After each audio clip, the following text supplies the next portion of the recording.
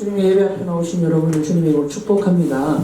오늘 제가 지난주에 계속 말씀드렸던 것은 예배의 주인이 하나님이시라는 것에 있습니다. 우리는 하나님 앞에 서서 오로지 우리 예배의 주인 되시는 하나님만을 바라보아야 됩니다. 이런 맥락에서 예배는 우리의 생각과 감정의 충동에 따라서 예배의 좋고 나쁨이 드려지는 게 아니에요. 여러분들이 예배를 잘 드렸다, 오늘 예배가 별로였다라는 이런 평가는 내 감정이 감동을 받았고 감동을 받지 않았고가 기준이 될 수는 없습니다. 예배의 주인은 하나님의 말씀이 분명하게 선포되는 데 있어요. 우리가 지금까지 예배를 여는 찬양을 드렸습니다. 지금부터 예배 개회 선언을 시작합니다. 예배드리러 모인 하나님의 자녀들과 모인 이 공동체가 한 마음과 한 뜻으로 하나님 앞에 오늘의 예배를 올려드리겠습니다. 오늘 이 시간 함께 기도했으면 좋겠습니다. 오늘의 예배를 여러분들이 기대하고 사모하는 마음으로 하나님 오늘 예배 시간을 통하여 나에게 말씀하시고 나에게 많은 은혜를 베풀어 주십시오. 내 목소리, 나의 이야기로 하나님과 1대1로 기도하시는 여러분이 되시기를 축복합니다. 함께 기도하겠습니다. 사랑하신 하나님 아버지, 시간 가운데 주님 앞에 서기를 원합니다. 우리 친구들이 삶의 산적한 문제들 앞에서 오늘의 더 내어놓고 주님 앞에 서기를 나의 마음을 찾아주셔서 주님을 만나게 하여 주시고 주님의 은혜를 받을 수 있도록 도와주시고 부족한 중에 알지 못한 이들의 삶의 문제를 주님이 예배하시는 우리의 삶과 주님의 고백과 순서대로 위로해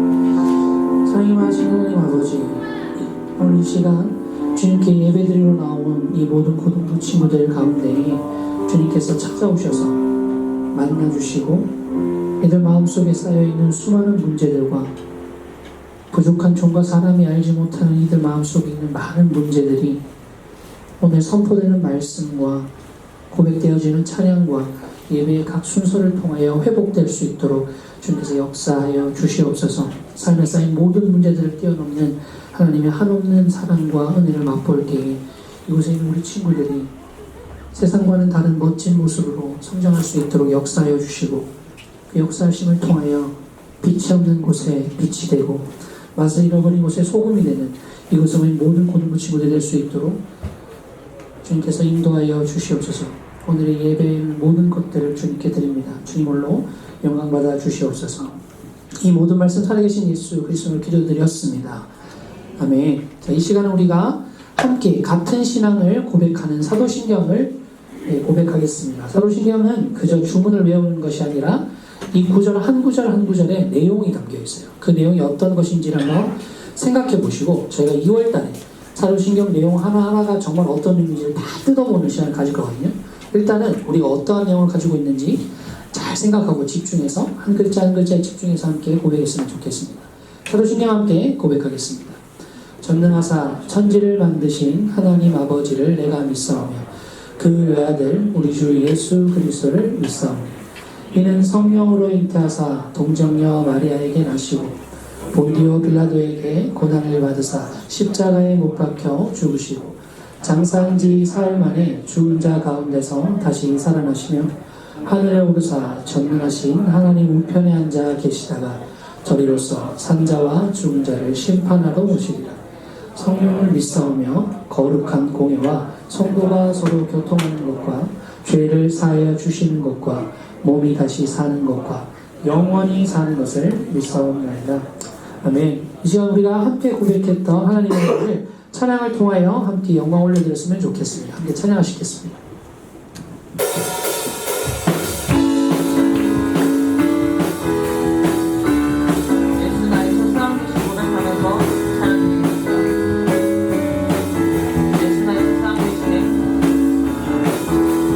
예수 나의 첫사랑 되시네 내 첫사랑 지존자 되신 그리스도 예수 찬양하리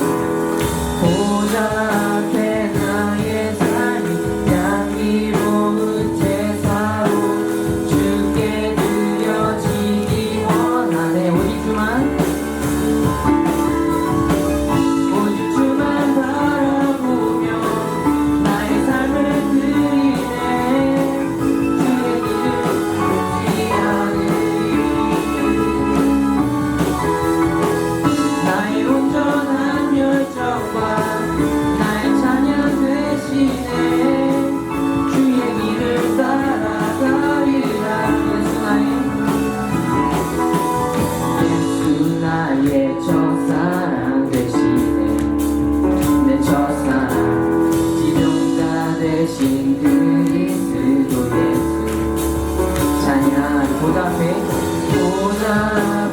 나의 삶 향기로운 제사로 주께 드려지길 원하네. 오직 주만 바라보며 나의 삶을 드리네. 다른 길을 찾지 않으리. 나의 온전한 열정과 나의 찬양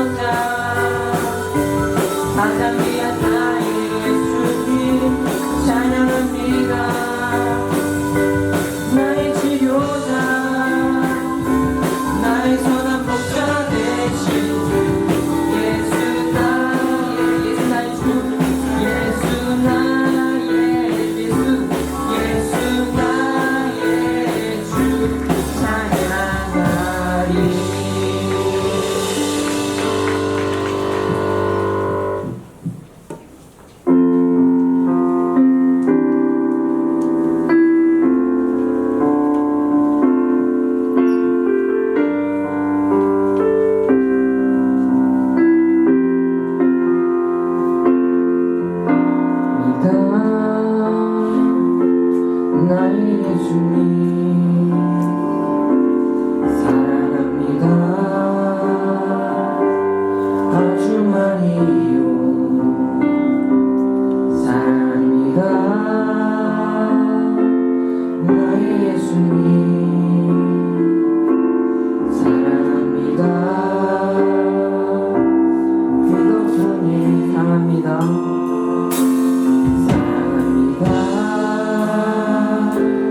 나의 예수님 사랑합니다. 아주 많이요 사랑합니다. 나의 예수님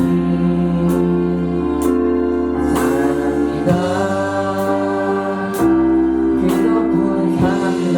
사랑한다 나의 아들아.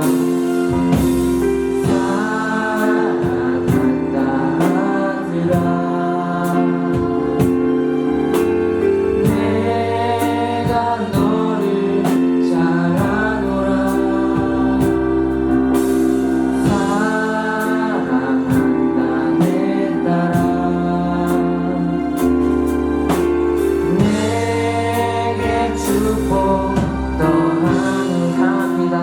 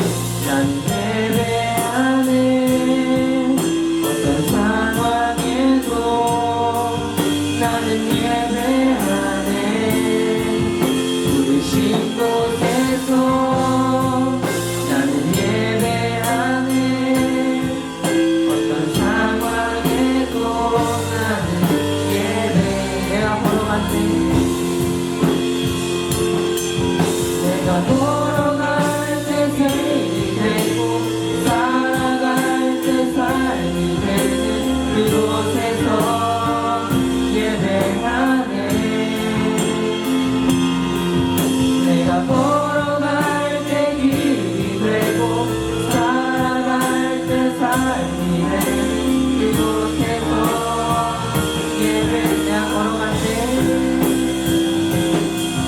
내가 걸어갈 때 길이 되고 살아갈 그 삶이 되니 이곳에서 예배하네 내가 걸어갈 때 길이 되고 살아갈 때 삶이 되는 이곳에서 예배하네 이곳에서 나는 예배하네 어떤 상황에도 나는 예배하네 부르신 곳에서 나는 예배하네 어떤 상황에도 나는 목소리로 찬양 드리겠습니다. 부르신 곳에서 나는 예배하네 어떤 상황에도 나는 예배하네 부르신 곳에서 나는 예배하네 어떤 상황에도 나는 부르신 곳에서 부르신 곳에서 나는 예배하네 어떤 상황에도 나는 예배하네 부르신 곳에서 나는 예배하네 어떤 상황에도 나는 예배하네 우리 이 시간 기도할 때 하나님께서 말씀 전하신 강도사님과 함께 해달라고 우리가 하나님의 말씀에 집중하여서 하나님에 대해 더 알아갈 수 있도록 살아계신 하나님께 기도드리겠습니다.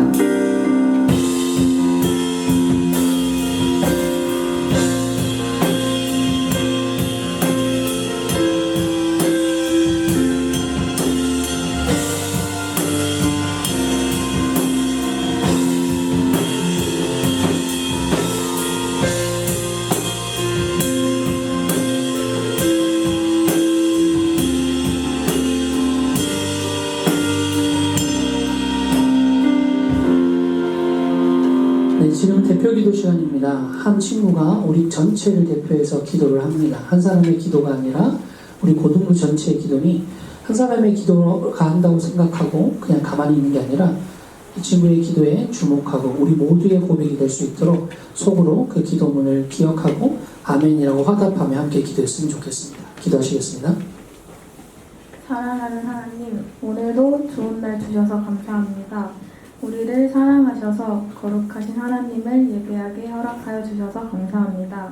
강도사님을 통하여 거룩하신 하나님의 말씀을 듣게 해주셔서 감사합니다. 오늘 한 주간도 살아가면서 전해주신 하나님의 말씀을 기억하면서 나아갈 수 있도록 해주세요. 감사드리며 예수님의 이름으로 기도드립니다.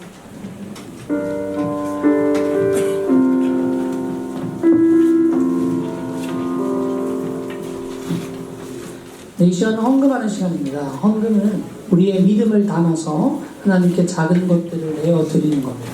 금액이 중요한 게 아니라 우리의 마음을 드리는 것이 중요합니다.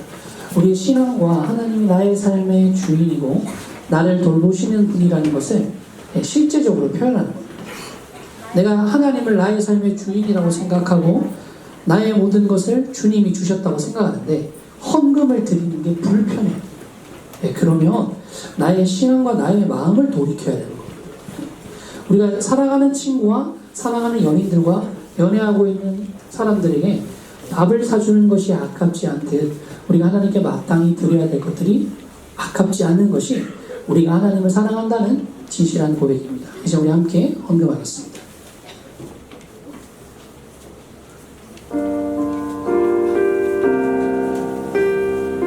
헌금하실 때 내 감사의 제목들을 생각하시면서 그리고 나의 신앙을 고백하는 것을 마음속으로 기도하시면서 이렇게 헌금하십시오.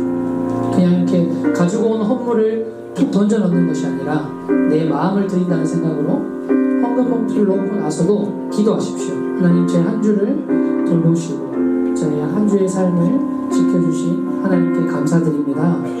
내 오늘 예배 자리에 나올 수 있음에 감사드립니다. 기도들을 내 목소리로, 나의 고백으로 기도하시면서 헌금 내시겠습니다.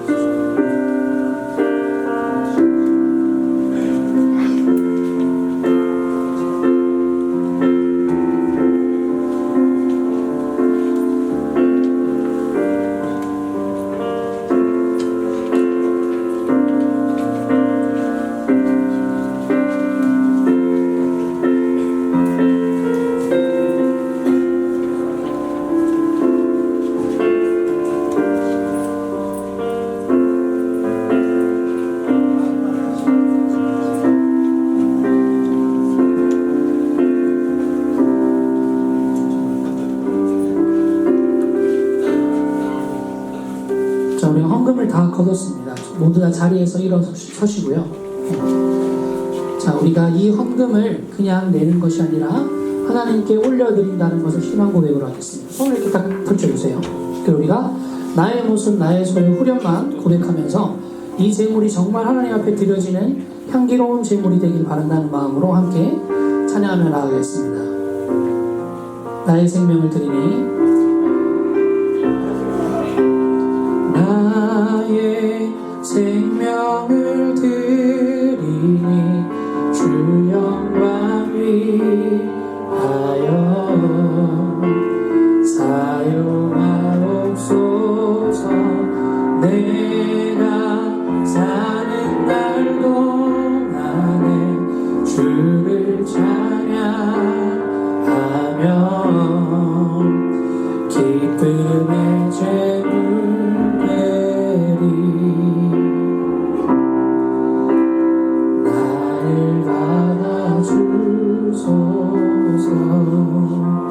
자리에 함께 앉으시면 될 것 같습니다. 네, 오늘 말씀은 시편 133편 1에서 3절 말씀입니다. 성경 봉독을 하는 이유는 앞에선 제가 여러분에게 드리는 말씀이 제가 여러분에게 하고 싶은 잔소리가 아니라 또 여러분이 듣기 좋아하는 이야기가 아니라 하나님의 말씀을 듣는 시간이라는 것을 여러분들이 확인하고 경험하는 시간입니다. 오늘 말씀은 짧습니다. 그래서 제가 한번, 여러분이 다 같이 한번, 그리고 저랑 여러분이 같이 한번 이렇게 한번 읽을게요. 3절 말씀 다 찾으셨나요? 그리고 성경을 다 읽으셨잖아요. 오늘 성경책을 덮지 마세요. 네, 덮지 말고 펼쳐놓으세요. 네. 제가 읽겠습니다. 보라, 형제가 연합하여 동거함이 어찌 그리 선하고 아름다운고.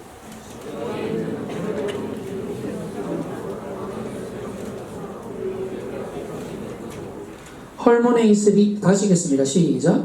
헐몬에 있으리 시온의 산들의 내림 같도다. 거기서 여호와께서 복을 명령하셨나니 곧 영생이로다. 아멘. 이렇게만 말씀을 읽으면 무슨 뜻인지 전혀 모르겠죠. 시편은 그 자체가 시이기 때문에 그 자체 그냥 글로만 읽으면 이해가 안 돼요. 우리나라 시도 그렇잖아요. 뭐죠? 내 가슴에 호수요, 뭐 이런 거 그냥 보면 이해 안 되잖아요, 그죠? 그래서 우리가 오늘 이 말씀은 특별히 이렇게 말씀을 하나하나 조목조목 이렇게 살펴보는 것이 되게 유익합니다. 그래서 성경책을 다 펼쳐놓고 여러분들이 같이 말씀 구절들을 확인하면서 한번 말씀을 볼 거예요. 자, 2020년이 되었죠, 여러분. 이제 고등학교도 새로운 학년이 될 거고, 특히 1학년 친구들은 만날지도 미지수고, 그죠? 어떠한 사람들과 만나서 나에게 어떤 일이 펼쳐질지 전혀 미지수로 남겨져 있습니다. 새로운 만남을 시작해요. 새로운 시작을 하는 우리에게 제일 큰 부담이자 걱정과 스트레스로 다가오는 게 함께할 사람들이죠. 함께할 사람들. 어떠한 친구들이 내 반에 같이 배정되느냐, 내 주변에 누가 앉느냐에 따라서 학교 생활의 질이 굉장히 많이 바뀌는 것 같습니다. 학교 갔는데 딱 들어갔는데 반에 아는 친구가 아무도 없어요. 그럼 이제 학교 생활 되게 벌써 처음부터 힘들고 막 학교 다니기 싫다 막 이런 생각 들고 이렇게 됩니다. 여러분들에게 공동체는 어떤 의미입니까? 여러분이 함께 해가는 공동체가 어떤 의미입니까? 한번 생각해 보시죠. 대답할 필요는 없고요. 네. 그리고 여러분 그러면 어떤 공동체를 꿈꾸십니까? 내가 살아가면서 이런 공동체를 한번 경험하고 싶다. 물론 지금은 여러분들이 학교에서 주어지고 이렇게 배정된 대로 공동체가 이렇게 강제적으로 이렇게 여러분에게 떨어지잖아요. 그죠? 근데 대학생이 되고 여러분들의 인생에 아마 대다수의 시간은 여러분들이 이렇게 공동체를 만나고 선택하고 대인관계를 맺어가는 식으로 많이 갈 거라는 거죠. 여러분이 가족을 꾸리는 것도 그렇죠. 결혼을 하고 자녀를 낳고 이 가족을 어떻게 구성해 나갈까, 이 가족과 어떻게 지낼까도 어떠한 공동체를 내가 꿈꾸느냐에 따라 달려있는 겁니다. 그냥 뭐 주는 대로 뭐 만나지 뭐 사는 대로 살지 뭐 네, 이렇게 하는 것보다 내가 어떠한 공동체를 꿈꾸고 내가 어떻게 살지를 꿈꾸는 게 훨씬 더 유익합니다. 왜냐하면 사람에게 환경은 엄청나게 중요하기 때문이에요. 제가 굉장히 약한 게 있습니다. 저는 유혹에 약해요. 유혹에 굉장히 약해서 내가 집에 딱 들어왔는데 집에 TV가 있으면 나도 모르게 그 앞에 앉습니다. 그리고 그냥 이렇게 앞에서 뭐가 계속 지나가는 거 계속 보고 있어요. 계속 보고 있고 이것만 보고 들어가야지 하면서 끝나고 나면 그 다음 걸 좀 봐요. 이거 조금만 보다 더 들어가야지 하다가 돌렸는데 또 재밌는 게 중간부터 하는 거야. 이것만 보다 들어가야겠다. 그래서 이렇게 하루 종일을 보내죠. 그죠? 이런 것들을 TV로 얘기하면 안 하겠죠. 하지만 여러분들 유튜브를 보잖아요. 유튜브가 참 나의 취향과 성향을 그대로 반영해서 딱 보면 이광수 레전드 딱 보면 이제 런닝맨에서 계란으로 머리 깨는 거 이렇게 보다가 이광수 레전드와 함께 이광수가 김종국한테 맞는 게 링크로 걸려있어요. 그럼 이걸 안 보고 넘어갈 수 없단 말이에요. 그래서 이광수가 김종국한테 링크 그걸 딱 눌러서 그걸 보다 보면 김종국이랑 유재석의 케미도 궁금해진단 말이죠. 그런 것들이 링크로 쫙 연결돼 있어요. 그걸 쫙 보다 보면 내 시간은 이미 사라지고 없는 거죠. 그래서 저는 좀 이렇게 제 직업이 교역자라 그러거든요. 이렇게 목회자의 길을 걸어가려면 책도 많이 봐야 되고 공부도 많이 해야 돼요. 그렇게 안 생겼지만 그렇게 하고 있습니다. 그래서 제가 공동체를 꿈꾸고 하나 결정을 딱 하고 결혼을 하면서부터 실행한 게 있어요. 그게 뭐냐면 저희 집에는 TV가 없습니다. TV를 안 샀어요. TV를 안 사니까 유혹의 거리가 사라지더라고요. 그래서 보통 우리나라에 존재하는 전형적인 이 파마로 찍어낸 듯한 집구조가 있잖아요. 거실에 들어가면 한쪽 벽에는 소파가 있고 한쪽 벽에는 TV가 있다. 저희 집은 다릅니다. 저희 집은 한쪽 벽에는 책장이 있고 거실 한가운데는 테이블이 있어요. 그 벽에는 아무것도 없습니다. 그렇게 공동체를 꾸려보니까 제가 생각했던 대로 살기가 훨씬 수월하더라고요. 지금 여러분들 고등학교 공부하면 아침에 학교 가고 다 같이 공부하는 분위기니까 공부를 하게 됩니다. 대학생이 되면 그런 거 없어요. 그래서 저 대학생 때 공부를 좀 잘하고 싶어서 했던 방법이 무조건 아침 9시에 밖에 나가자였어요.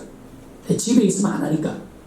아침 9시에 나가서 그때 이제 막 커피 프랜차이즈가 막 붐을 일으킬 때였는데 그 엔젤리너스에서 제일 큰 커피를 사가지고 지금으로 치면 민폐인데 건물이 굉장히 컸어요. 4층이나 되는 건물이었으니까 거기서 제일 큰 커피를 시키고 그냥 하루 종일 앉아있습니다. 혹시 해보셨나요? 커피 큰 거 하나 딱 사놓고 12시간 동안 14시간 동안 그 카페에 앉아있으면요 핸드폰도 보다 지칩니다. 핸드폰 짤도 보다 지쳐요. 그럼 어쩔 수 없이 책이나 볼까 하면서 책을 꺼내서 보게 되는 거죠. 이게 환경에 따라 사람들이 굉장히 많이 변화해요. 환경에 따라서 나의 일주일의 정서도 바뀝니다. 기분 상태. 그래서 이 환경 중에 가장 강력한 환경이 내가 살고 있는 공동체예요. 사람들. 내가 만나고 있는 사람들이랑 관계가 좋으면 그건 아무 이유 없어도 거기는 가고 싶은 곳이고요. 거기 있어서 김밥 한 줄 먹어도 즐거운 곳입니다. 근데 내가 관계가 불편하면 거기서 초밥을 먹어도 거기서 드마리스를 가도 불편한 거예요. 생각해보세요. 내가 정말 싫어하는 선생님과 1대1로 식사를 한다. 그 선생님이 뭐 비싼 거 사준다 하도 싫잖아요. 내 친구랑 남는 떡볶이를 시켜 먹어야지. 그죠? 그런 것처럼 우리에게 공동체는 중요합니다. 그래서 오늘 말씀에 뭐라고 얘기하고 있냐면 공동체에 대해서 하나님이 얼마나 중요하게 생각하고 있는지가 나와요. 1절 말씀을 다 같이 한 번 더 읽어보겠습니다. 1절 말씀 우리 제가 성경책 덮지 말라고 그랬죠? 다시 읽어보겠습니다. 시작.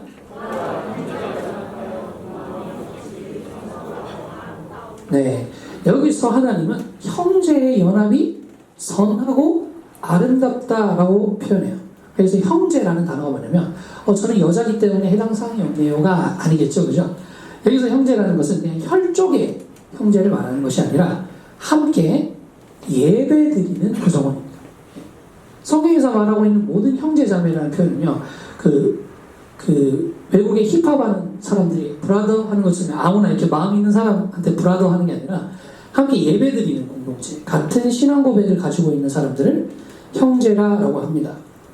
그리고 여기서 선하다라는 표현을 해요. 이 형제가 함께 연합해서 동거함이 선하다라는 표현을 하는데, 선하다라는 말은 그냥 좋다, 나 그거 좋아해가 아니라 영어의 굿이라는 표현이랑 비슷합니다. 영어의 굿에도 내가 그거 되게 좋아한다라는 표현도 담겨 있지만 그 뜻 안에 뭐가 숨겨져 있냐면 옳다, 바르다, 바름직하다라는 개념이 같이 들어가 있어요. 이게 나 그냥 이건 내 기호, 내 기분이 이거를 좋아해 또 있지만 이게 정말 좋은 거다, 옳은 거다, 바람직한 것이다 라는 내용이 이 선하다라는 내용에 있는 겁니다. 그리고 더 중요한 의미는 이 선하다라는 단어를 원어로 살펴보면요, 뭐랑 동일하냐면 하나님이 천지를 창조하시고 첫째 날, 둘째 날, 셋째 날 이렇게 쭉 마지막에 힙합으로 치면 벌스처럼 이렇게 라임처럼 딱딱딱 넣으시는 부분 있죠. 그게 뭐죠? 보시기에 리액션 해주세요. 보시기에 한 번 더 보시기에, 네, 보시기에 좋았더라라고 하는 이 단어와 똑같은 단어가 쓰입니다.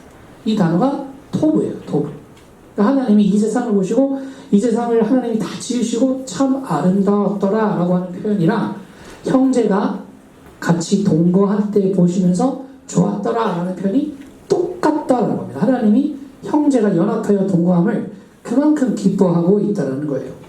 그리고 이 토브라는 단어 뜻 자체가 갖고 있는 하나님의 의도, 하나님의 뜻과 딱 맞더라는 거예요. 여러분, 교회 왜 나올까요? 네, 하나님이 왜 1대1의 관계로 신앙을 하게 안 하고 교회라는 이런 공동체 개념으로 신앙생활을 하게 만들었을까요? 여러분, 나는 믿음이 있으나 교회는 나가지 않는다는 말은 거짓말이에요. 왜냐하면 성경에 교회의 중요성에 대해서 엄청나게 많이 말하고 있거든요. 네가 신앙이 있으면 교회를 세워라라고 얘기하는데 나는 신앙은 있으나 교회는 필요 없습니다라고 하는 건 신앙이 없는 거죠. 네. 교회의 중요성을 엄청나게 많이 말해요. 그 이유가 뭐냐면 하나님이 사람이 믿음 생활을 하는 것에 있어서 교회라는 공동체 안에서 신앙생활 하시는 게 하나님의 뜻이라는 거예요. 그래서 우리가 함께 모여서 함께 예배드리는 것이 하나님의 뜻에 정확하게 맞아떨어지는 바른 일이라는 것입니다. 여기서 또 주목해야 되는 게 2절 말씀에 있어요. 2절 말씀을 다 같이 한번 읽어보겠습니다. 시작.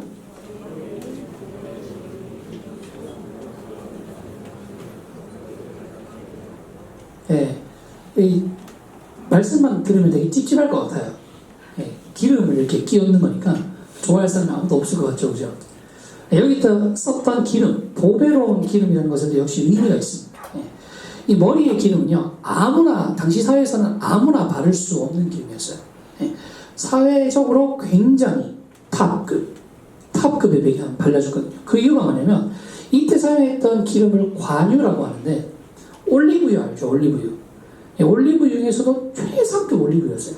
지금처럼 공장이 많고 농장이 생겨서 올리브유를 아무 때나 찍어낼 수 있을 때는 이 관유가 별로 안 비싸죠, 그죠? 이렇게 올리브유 아무 때나 살 수 있는데 당시 올리브유는 거의 한 노동자의 한 달 품삯에서 1년 품삯 사이를 질에 따라서 왔다 갔다 했어요. 그 말이 뭐냐? 보통 막노동을 해서 벌 수 있는 돈이 10에서 15만 원이라고 친다면 한 달 가정하면 매일 나갈 수는 없으니까 주 20일이라고 대충 계산해도 200에서 250만 원쯤 되겠죠, 그죠? 300만 원도 될 수 있어요. 그럼 300만 원에서 3천만 원쯤 했다는 겁니다. 이 기름이 엄청 비싸죠. 이 기름을 아껴 먹어도 모자를 판에 그냥 다 끼워 한 번에 한번 붓는데 썼다는 거예요. 아무나 할 수 없는 일이었겠죠. 이스라엘에서도 아무에게나 해주지 않았고 이것은 아주 특별한 경우에만 해줬습니다. 이스라엘의 민족의 지도자들에게만 행해줬어요. 제사장, 모든 예배를 집도하는 탑급 제사장과 그리고 왕, 그리고 하나님의 뜻을 전달하는 선지자들에게만 이 기름이 부어졌다는 겁니다. 근데 형제가 연합하는 거라 이 기름을 붓는다는 게 어떤 의미가 있을까요? 그리고 특히나 오늘 말씀은 그러한 기름 중에서 왕과 선지자보다 누구 얘기를 하고 있냐면요, 아론의 얘기를 하고 있어요. 그죠? 아론의 수요. 아론이 누구냐면 초대 1대 대제사장입니다. 네. 그냥 다른 수많은 것 중에서도 대제사장에게 붓는 기름과 형제의 연합함이 딱 연결되어 있다는 거예요. 이게 어떠한 의미라면요, 예배의 시작, 이 기름 부음은 이스라엘 민족 전체가 예배를 드리기 전에 가장 먼저 일어났던 게 아론에게 기름을 부으면서 그를 제사장으로 세우고 이스라엘의 예배가 시작됐어요. 예배의 전제 조건이 뭐죠?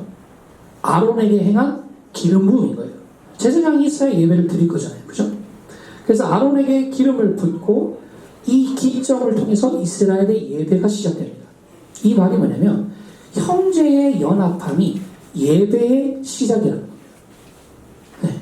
형제가 연합해야 참된 예배가 시작되고 참된 예배의 은혜가 가득 찬다는 거예요. 제가 작년이랑 저작년에 서울에 이루는 교회라는 교회에서 집회를 한 적이 있어요. 수련회 때. 집회를 막 하는데 첫째 날 애들이 서로 너무 안 친해. 너무 안 친한 상태에서 예배를 드렸어요. 그래서 감사하게도 은혜가 막 쏟아져서 애들이 예배 시간이 너무 막 뜨거워지고 막 울고 서로 기도해주고 막 가가지고 기도회 시간에 가서 내가 미안해 그러면서 막 안고 막 불 켜주고 나면 창피할 테지만 막 그렇게 열심히 서로 사과하고 막 서로 사랑하면서 이렇게 드렸어요. 그렇게 관계가 회복되고 나서 그 다음 날부터 예배 드리는데 예배 분위기가 확 바뀌어요. 관계가 바뀌었는데 예배 분위기가 확 바뀌어요. 그리고 내가 손들고 찬양하고 싶고 내가 찬양하는데 확 몰입하고 싶고 때로는 눈물도 흘리고 싶지만 옆에 있는 사람이 나를 이상하게 볼 것 같고 나를 어색하게 볼 것 같고 이래서 이렇게 주춤 이렇게 하잖아요. 근데 진짜 관계가 다 좋아졌어. 그래서 옆에 있는 애도 내 사정을 다 알아. 내 마음을 다 알아. 그래 내가 울면서 기도하는 거 보고 쟤 왜 저래 하지 않고 같이 울어. 뭐 이러한 관계가 이 안에 확실하게 있다라고 여러분들이 확신한다면 예배 드리기에 더 편하지 않겠습니까? 예배에 더 몰입할 수 있게 되지 않겠습니까? 그 여러분이 친한 친구가 기도하고 예배 드리다가 막 울어요. 그럼 막 그 친구 보면서 내가 은혜 받아가지고 같이 울고 왜 우는지 몰라. 나도 모르는데 막 울어. 같이 예배 드리고 이런 일들이 일어나겠죠. 그래서 성도의 연합함이 예배의 아주 중요한 전제 조건이라는 얘기를 하는 겁니다. 그래서 신약에 가면 예수님이 뭐라고 그러냐면 너희가 만약에 둘이 다퉜어요. 둘이 다툰 상태로 예배를 드리러 가지 말고 화해하고 예배 드리러 오라 그래요.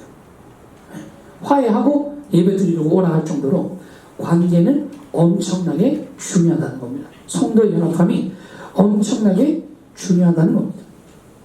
그리고 여기서 이 기름을 보배롭다고 표현하는데 이것 역시 앞에 있는 하나님이 선하다라고 했던 토브라는 단어를 똑같이 사용해요. 네. 하나님이 보시기에 좋았던 하나님의 뜻을 담고 있는 그 단어는 똑같이 연결돼요. 이게 또 어떤 뜻이냐면 형제가 서로 연합해서 예배를 드리러 나오는 게 바로 하나님의 뜻이다라는 뜻이다. 좀 다른 얘기기도 하면서 비슷한 얘기인데 그 성경에 보면 이런 얘기가 있어요. 부부가 서로 분을 품은 채 잠들지 마라 라는 얘기가 있어요. 성경에서는 부부관계도 굉장히 중요하게 생각하거든요. 분을 품은 채 잠에 들지 말고 침상에서라도 화해하고 잠이 들어라 라고 얘기를 해요. 그 전에 결혼했잖아요. 싸울 때 있거든요. 예. 투닥투닥 다투죠. 또 둘 다 대구 사람이라고 얼마나 드센지 얘기하면서 하다가 서로 약간 삐져가지고 등 돌리고 있어요.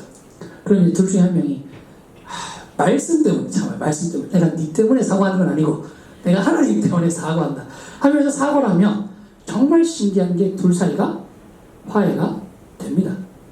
네. 이 연인들도 서로 둘밖에 없으면요 싸울 이유가 너무 많아. 내가 얘한테 사과 안 해도 될 이유가 너무 많아. 내가 얘랑 연락 안 해야 될 이유가 너무 많아요. 근데 가운데 하나님이 딱 끼면 사과를 해요. 네.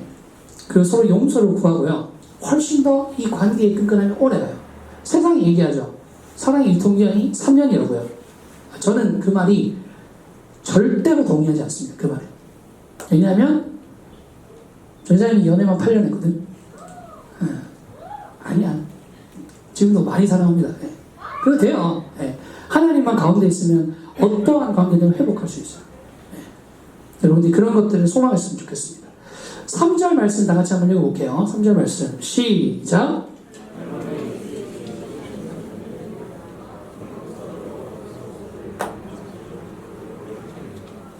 예. 헐몬의 이슬이라고 하니까 뭐 사람 이름 같죠? 헐몬은 산이에요. 산. 예. 이스라엘 지역에서 가장 높은 산 중에 하나가 헐몬산입니다. 근데 이 산이 뭘로 유명하냐면 여기서는 이슬이라고 번역을 했는데 원래 이 단어 안에는 뭘 포함하고 있냐면 이 이슬비 알죠? 흩날리는 이슬비부터 이렇게 세지 않은 비들 이런 것들을 다 포함하고 있는 거예요. 그래서 이 헐몬산은 물이 굉장히 풍부한 산이었어요. 그리고 이 산에서 흘러나오는 물이 이스라엘 백성들의 삶의 터전이었던 갈릴리 호수를 이룹니다. 이스라엘이 어디에 있었죠? 중동 지역에 있었잖아요. 그럼 얼마나 덥습니까? 얼마나 건조하고 덥고 그래요. 근데 그 공간에서 물이라는 것은 생명과 직결되는 거죠. 그렇기 때문에 그 시대 때 사람들은 요 물이 있는 지역에 다 같이 모여 살았어요. 그런데 이 헐몬의 이슬이 시온산에 내린 각도다라는 얘기는요, 이 이스라엘 백성들이 살고 있는 삶의 터전이 수원지, 물이 나오는 곳이자 생명의 근원지, 생활하고 함께 살 수 있는 이 모든 공동체와 성도들의 연합이 똑같이 이어지는 겁니다. 어떻게 이어질까요? 물이 있고 없고에 따라서 이스라엘 백성의 삶이 풍족하고 평안한지 아니면 궁핍하고 먹고 살기 힘든지가 결정이 되죠. 그리고 또 뭐가 결정될까요? 살고 죽는 그 문제가 결정이 됩니다. 그 모든 삶의 질을 가늠하는 최고의 질의 기준이 물이었어요. 이스라엘 사람들에게는. 근데 형제 연합함이 왜 이거와 연결되냐면 이걸 잘 한번 생각해봐요. 여러분의 삶의 퀄리티를 결정하는 게 관계입니다. 관계. 미디어나 이런 데 보면 수많은 사람들이 여러분 막 이렇게 제가 여러분 친구들이 여러분 또래 아이들이랑 진로 캠프를 할 때 질문을 해요. 너 꿈이 뭐냐? 라고 하면 90%가 모르겠어요. 이거 뭐 하고 싶냐? 그러면 그 중에 절반 이상이 돈을 많이 벌고 싶다 그래요. 왜 돈을 많이 벌고 싶냐? 그러면 돈 많이 벌면 이렇게 좀 안정되고 행복하게 살잖아요. 라고 하지만 그건 거짓말입니다. 거짓말이에요. 행복 지수와 자본력은 전혀 상관하지 않아요. 우리나라 행복 지수가 OECD 국가 중에 최악이라는 거 알죠? 네. 근데 우리보다 훨씬 못 사는 방글라데시가 행복 지수가 탑입니다. 매스미디어나 이런 데서 비관적인 선택을 해서 스스로 목숨을 끊는 많은 사람들 보세요.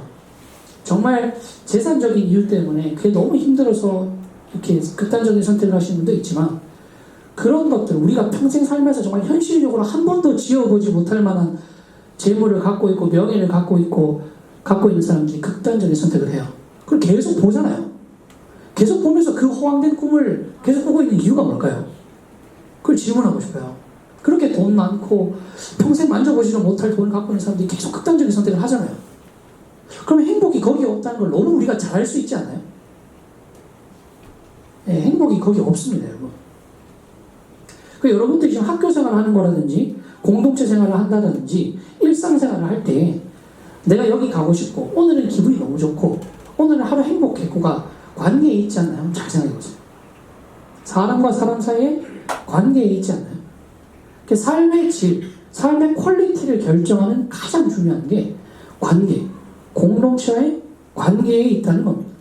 그리고 이 공동체가 내가 어떠한 공동체를 누리냐에 따라서 내 삶이 얼마나 풍성하고 얼마나 윤택함을 결정짓는 아주 중요한 근원이 형제들과의 연합에 있다는 거예요. 교회 생활 여러분 재미있고 재미없고를 결정짓는 진짜 중요한 이유가 뭐냐면 이 교회 공동체 안에 나랑 정말 친한 친구 그룹이 있냐 없냐에 따라서 결정되는 경우가 많아요. 그 친구 애들이 교회 생활 열심히 해요.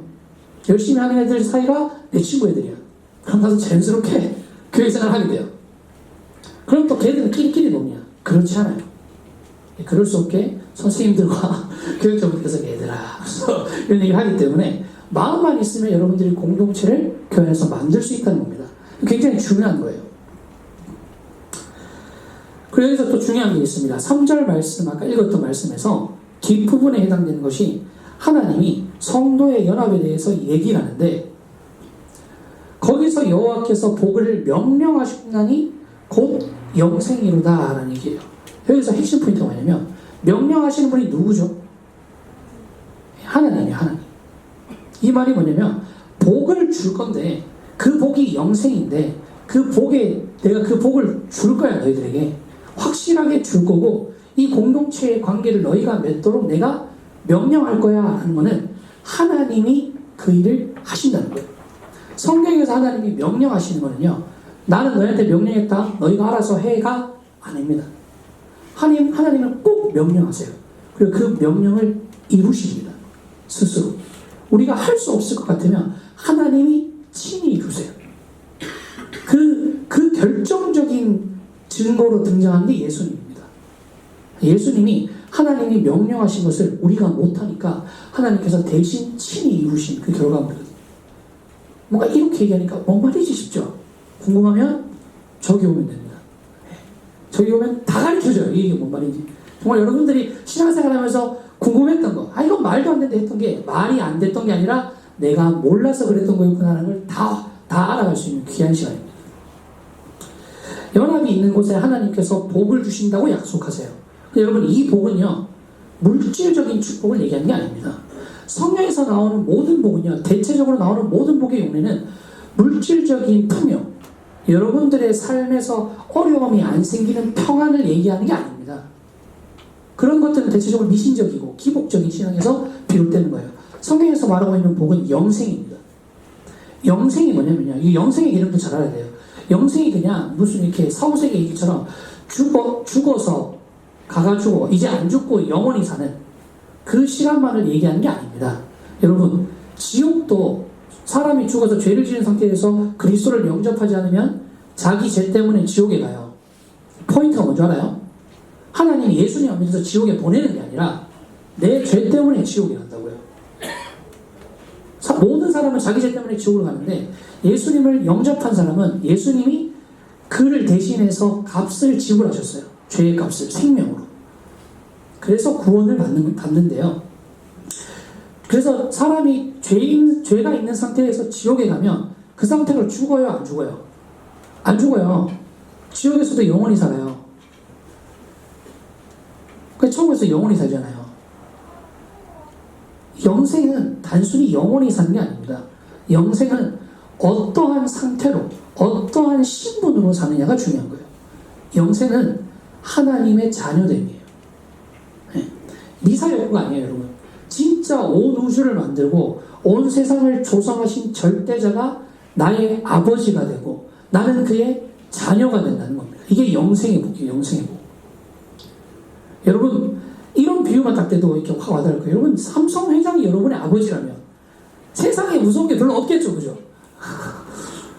그런데 삼성 회장은 될 수 없는 온 우주의 조성자이자 온 만물의 창조자이신 하나님이 여러분의 아버지가 되시고 여러분들은 그분의 자녀가 된다는 것이 하나님의 약속입니다. 이 말은 뭐냐면요. 영생은 누구에게 약속된 건지 아십니까? 구원받은 자에게 약속된 거예요. 참된 신자에게 약속된 겁니다. 이 말은 어떠한 도식을 갖고 있냐면 성도가 연합한 자에게 영생의 축복을 주신 것은 영생의 축복을 얻으려면 구원을 받든지 복음을 믿든지 성도가 서로 연합해야 된다는 말이 아니고요. 구원을 받는 것, 복음을 아는 것, 성도가 연합하는 것이 다 하나라는 겁니다. 여러분들이 구원을 받았고 복음을 아는데 성도끼리 연합하지 않는다. 이건 거짓말이라는 얘기입니다. 내가 복음을 믿고 예수님을 사랑하고 하나님을 영접했는데 성도가 서로 연합해야 된다는 것에 마음을 쓰지 않고 비전을 꿈꾸지 않고 소망하지 않으면 가짜라고요. 그 얘기를 하는 겁니다. 그 성도가 서로 연합해야 되는 것은 신자들 상황에서 선택사항이나 권고사항이 아니라 필수 상황이에요. 그래서 어떤 거냐면 여러분, 여러분들이 밖에 나가서 술 한잔 해요. 안 돼요. 안 했으면 좋겠지만 했다 칩시다. 그리고 밖에 나가서 담배 한 가지 피웠어요. 이게 정말 심각한 죄라고 많은 사람들이 생각해요. 교회에서 그런 선입견을 갖고 있어요. 그래서 제가 확신하건데요, 그거보다 서로 없을 때 뒷담화하는 하나님이 훨씬 더 싫어하는 죄라는 걸 확신할 수 있습니다. 서로 미워하고 서로 험담하는 것을 하나님이 훨씬 더 싫어한다고 확신할 수 있어요. 그게 훨씬 더 큰 죄예요. 성도가 서로 연합되지 않고 서로 나뉘는 게 훨씬 더 큰 죄입니다. 왜냐하면요, 이 교회는 예수 그리스도께서 자기 생명을 주고 사신 교회거든요. 옆 친구 한번 살짝 보세요. 봐봐. 안 보면 볼 때까지 얘기한다. 옆 친구 한번 보세요. 그 친구가 여러분 보면 맞아요. 나도 알죠. 그 친구를 사랑할 수 있어요, 여러분이. 근데 여러분 솔직히 말하면 안 사랑해도 될 이유가 많이 있어요. 그죠? 왜냐면 그 친구를 그냥 그 사람 그 자체로만 보면 사랑해야 될 이유보다 안 사랑해야 될 이유가 더 많아요. 근데 여러분이 방금 쳐다본 옆 친구는요, 그냥 그 사람 자체가 아니라 예수님이 산 사람입니다. 예수님이 자기 생명을 지불해서 샀다고요. 옆 친구의 가치는 내가 바라보는 이 친구의 장단점으로 결정되는 게 아니라 이 친구를 구원하기 위해서 자기 생명을 주신 예수님의 가치로 결정됩니다. 그래서 내가 함부로 하면 안 되는 거예요. 옆 친구도 나에게 역시 마찬가지죠. 그렇게 서로 연합되는 거예요.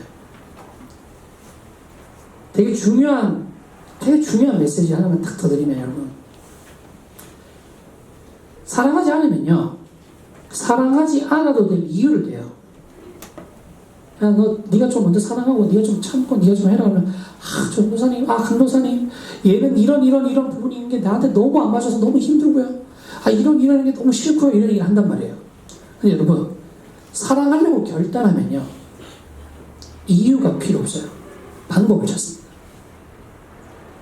이 친구의 이런 부분과 상관없이 이유를 찾는 게 아니라 이 친구를 사랑할 수 있는 방법을 찾아요. 이유를 낸다는 것은 아직 내가 사랑하지 않겠다는 겁니다. 그 방법을 찾아야 돼요. 방법을 찾아야 돼요. 이 친구를 사랑할 방법. 이 친구를 끝까지 내가 사랑할 방법을 생각할 때 여러분들은 사랑의 한 걸음을 내딛는 겁니다. 여러분들이 교회에서 이런 공동체를 꼭 만나길 바라요. 그리고 저는 여러분들이 이걸 할 수 있다고 생각합니다. 물론 여러분 쉽다는 얘기가 아니에요. 오늘 말씀 시편 133장 1에서 3절까지의 말씀이 있죠. 이 말씀의 부제목이 뭔지 알아요? 아무도 모르죠. 다윗의 시입니다. 다윗의 시. 다윗이 한 시거든요. 근데 이 다윗의 시가 갖고 있는 슬픈 비하인드가 뭔지 아세요? 다윗은 이렇게 형제의 연합함을 막 찬양했어요. 근데 다윗의 자녀들은요, 찢고 뽑고 싸우고 심지어 아빠도 죽이려고 그러고 이러는데 일어났다고요. 성경도 그게 쉽다고 얘기하지 않습니다. 그리고 언제든지 여러분이 마음만 딱 먹으면 밥숟가락 떠먹듯이 마음대로 떠먹을 수 있다고 얘기하는 게 아니에요. 그러나 여러분, 예수님이 무슨 얘기를 하고 있냐면, 너희가 너희 힘으로는 할 수 없지만 내가 너희 안에 있으면 할 수 있다라는 얘기를 하세요. 성경에서 말하는 너희가 무엇인지 구하라, 그러면 내가 준다라고 하신 것들은 이런 것들입니다. 믿는 자에게 능치 못한 게 없다는 말이 이런 겁니다. 내게 능력 주시는 자 안에서 내가 하지 못할 일이 없다는 말이 바로 이 말이에요. 여러분들이 하나님의 뜻을 따라 살고자 해요. 근데 너가 미워했어요. 괜찮아요. 그때 여러분이 하는 건 미워했기 때문에 계속 이렇게 살란다가 아니라 다시 말씀을 기억하고 일어나서 다시 사랑해보겠다라고 결단하는 겁니다. 세상에는 이러지 않아요. 세상에는 핀트 하나 딱 나가면 영영 안 봅니다. 그러나 그리스도로 묶여있는 공동체는 내가 실수해도요, 그래서 때로는 얘들이 날 미워하는 티를 팍팍 내둬요. 다 같이 기도회 한번 하고 나면 울고 불면서 미안하다 그러고 사과하고 다시 끈끈하게 하나가 되는 거예요. 왜냐하면 주님이 우리 가운데서 우리를 연결하고 있거든요. 여러분들이 정말 그런 공동체를 사모하신다면 여러분 저기 한번 보세요. 저기 오세요. 정말 중요합니다. 여러분 믿음은 내용을 아는 것에서 출발하고 그 믿음의 내용을 알면서 여러분의 삶이 변해요. 정말 중요한 겁니다. 여러분들이 마음을 조금만 낸다면 여러분이 하는 거 딱 하나예요. 그냥 그 자리에 와서 앉아 있으면 됩니다. 그런데 정말 많은 변화가 일어날 거예요. 저도 믿음 없는 집안에서 태어나서 저희 아버지 교회 다닌 지 3년 됐습니다. 근데 그런 집안에서 지금 저희 집이 이렇게 다 변한 게 제가 한 거라고는 예배 자리에 가서 정말 잘 준비된 복음의 자리에 가서 앉아 있었어요. 믿음은 들음에서 나며 들음은 그리스도의 말씀에서 나고 믿는 자에게 능치 못함이 없는 역사가 예배와 복음을 사모한 여러분에게 있기를 간절히 소망합니다. 그런 것들을 소망하면서 여러분들이 인생에 두 번 다시 없을 최고의 공동체를 만나기를 주님의 이름으로 축복합니다. 이제 우리가 함께 찬양하겠습니다.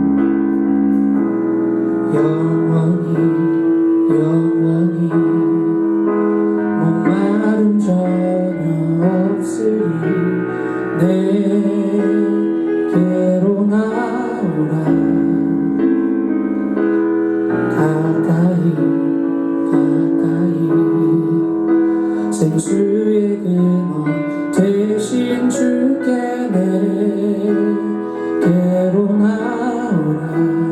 영원히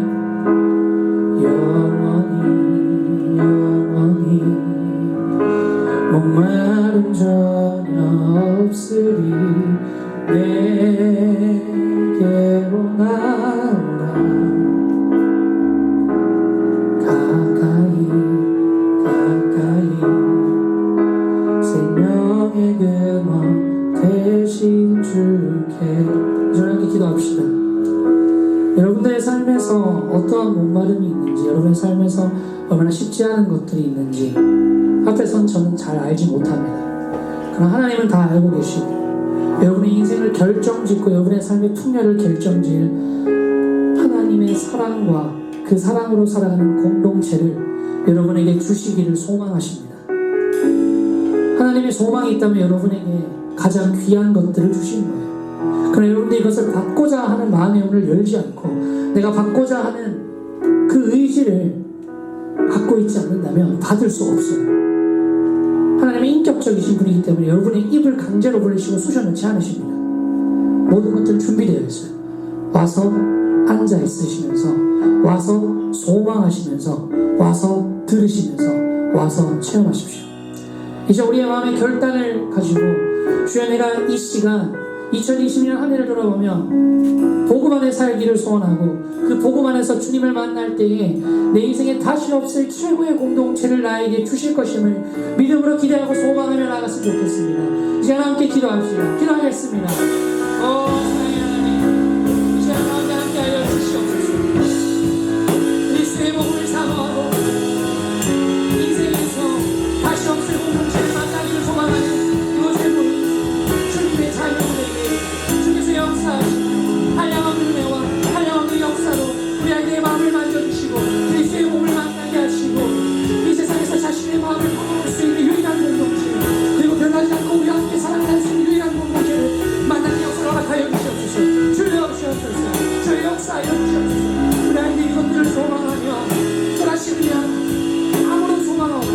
아무런 기회함 없는 속적으로 운동자로 앉아있는 것이 아니라 생명력에 기여하고 비전을 꿈꾸며 그래서 그 은혜의 자리와 소망의 자리에 나아가서 앉아있으면서 복음을 듣고 앉아있으면서 함께 생활하며 이 세상에 없는 사랑의 공동체를 만날 수 있도록 주께서 역사하여 주시옵소서.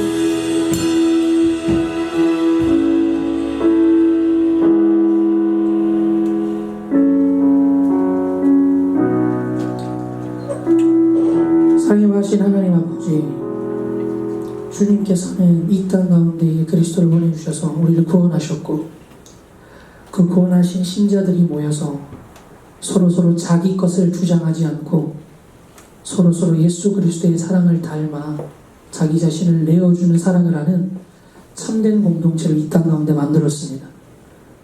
그러나 우리는 그것이 있음에도 없는 듯 살아가고 그 능력을 우리에게 주셨으면서도 없는 듯 살아가며 이 땅 가운데 주님께서 그걸 주셨음에도 보지 못하고 살아갑니다. 이곳에 있는 모든 고등부 친구들이 올 한 해 그것을 볼 수 있고 그것을 체험할 수 있도록 주님께서 역사하여 주시옵소서.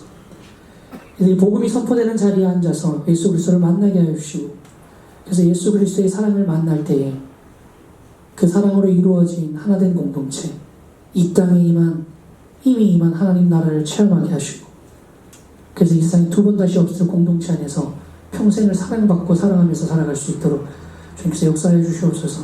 그를 위하여 이들이 준비되어 있는 동계수련을 꼭 나올 수 있도록 주님께서 역사해 주시며, 이들의 마음의 문을 열어 복음을 받아들이고 새로운 친구들을 받아들이고 은혜의 역사를 받아들일 수 있도록 주님께서 역사하여 주시옵소서. 오늘 귀한 손길 가운데 주님께 자기의 마음을 헌금을 통하여 고백한 친구들 주님께서 기뻐 받아주시고, 예배 시온간을 주님께 드렸음에 감사드리며 이 모든 말씀 살아계신 예수 그리스도를 기도드렸습니다. 함께 주기도문을 고백하면서 예배를 마치겠습니다. 하늘에 계신 우리 아버지여, 이름이 거룩히 여김을 받으시오며 나라의 임하옵시오며 뜻이 하늘에서 이루어진 것 같이 땅에서도 이루어지이다. 오늘날 우리에게 일용할 양식을 주옵시고 우리가 우리에게 죄 지은 자를 사하여 준 것 같이 우리 죄를 사하여 주옵시고 우리를 시험에 들게 하지 마옵시고 다만 악에서 구하옵소서. 대개 나라와 권세와 영광이 아버지께 영원히 싸움나이다. 아멘. 자, 이 광고 영상하기 전에 제가 두 가지 광고를 하나 해야 돼요. 첫 번째 광고는 여러분, 성경학교가 2월 7일부터 9일까지 있습니다. 2월 두 번째 주 금토주일이에요. 사실 여러분, 평일은 금요일만 쓰는 거고요. 토요일 주일 있습니다. 주일도 사실 여러분 그냥 주일 예배 드리고, 그래서 금토 이틀 있는 겁니다. 근데 이때를 위해서 여러분들이 진짜 좋은 말씀을 들을 수 있도록 강로사님이 최선을 다해서 준비를 했어요. 여러분들이 귀한 시간 내는 거 압니다. 그 시간 아깝지 않고 내가 여기 와서 이런 거 들으려고 앉아있었나라는 생각은 안 들게끔 정말 최선을 다해서 준비할 테니까 기도하고 사모하는 마음으로 오셔서 앉아 계셨으면 좋겠고요. 그리고 두 번째, 저녁 집회를 찬양 집회를 할 건데요. 여러분, 대학부 팀을 섭외했습니다. 청년부 팀을 섭외했어요. 청년부 밴드랑 함께 굉장히 여러분들이 좋아하는 찬양 듣는 친구들 알 거예요. 뭐 진짜 찬양 듣는 그 밴드 퀄리티를 내드리겠습니다. 그래서 정말 좋은 수준의 찬양 인도를 할 거고요. 찬양팀을 할 거고요. 찬양 세션이랑 팀들은 저랑 많이 호흡을 맞춰봤어요. 제가 작년에도 그 청년부 찬양 집회를 했거든요. 그래서 그거를 같이 할 거예요. 청년부 팀이 다 올 거고 찬양 인도도 제가 할 거예요. 그래서 함께 와서 진짜 사모하고 기도하는 거 갖고 꼭 왔으면 좋겠습니다. 두 번째 광고. 그러면 다음 주가 뭐죠? 설 있죠, 설. 설 때 우리 온 가족 예배하죠. 온 가족 예배는 여기서 하나요? 그레이스홀에서 하나요? 그레이스홀에서 하죠. 그때 2부, 3부 예배 때 고등부가 10월한 콰이어를 써야 돼요. 여러분 와야 됩니다. 웬만하면. 왜냐하면 그때 온 가족 예배 때 찬양인도를 제가 해요. 저도 하고 싶어서 한 게 아니라 하라 그래서 하는 거예요. 저 좀 살려주세요. 여러분 안 오시면 제가 난처합니다. 딱 오면 옥사님 지나가면서 고등부 친구들이 좀 늦나 봐요. 이러면 제가 굉장히 난처해져요. 고등부 친구들 왜 안 와요? 그러면 그러게 말입니다 하면서 이렇게 해야 되니까 여러분 오셔야 됩니다. 2부, 3부. 제가 힌트 드릴게요. 2부, 3부 다 오는 친구는 제가 정말 사랑할게요. 너무 사랑한다 얘들아. 근데 여러분 2부는 그래도 성가대가 서거든요. 그래서 여러분이 조금 덜 차도 되는데 3부 때는 성가대가 없어요. 여러분 많이 와야 됩니다. 선생님들 꼭 홍보해 주시고요. 꼭 와야 됩니다. 꼭 와야 됩니다. 여러분 안 오시면 제가 굉장히 난처해져요. 아시겠죠 여러분? 우리 함께 와서 찬양합시다. 우리 찬양 콘티도 우리가 하는 걸로 했어요. 어른들이 하는 거 몇 개만 섞었고 우리들이 하는 걸로 했으니까 함께 또 찬양 은혜롭게 한번 해봅시다. 우리 고등부의 저력을 한번 보여줍시다. 알겠죠? 아, 목소리 굉장히 불안한데 알겠죠? 너무 불안한데 제대로 해줘요. 알겠죠? 네, 감사합니다. 우리 영상 광고 한번 보시겠습니다.